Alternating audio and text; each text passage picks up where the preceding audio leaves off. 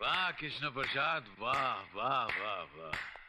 आज मुझे पहली मर्तबा पता चला कि इतने बड़े महल में रहने वाला शख्स इतना छोटा भी हो सकता है।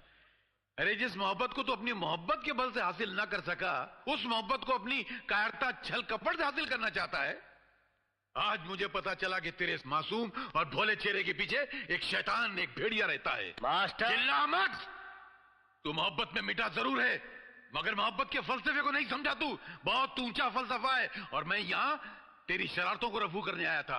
तेरी बदतमीजों को रफू नहीं कर सकता मैं जा रहा हूं। अरे जा, मुझे किसी की जरूरत नहीं है।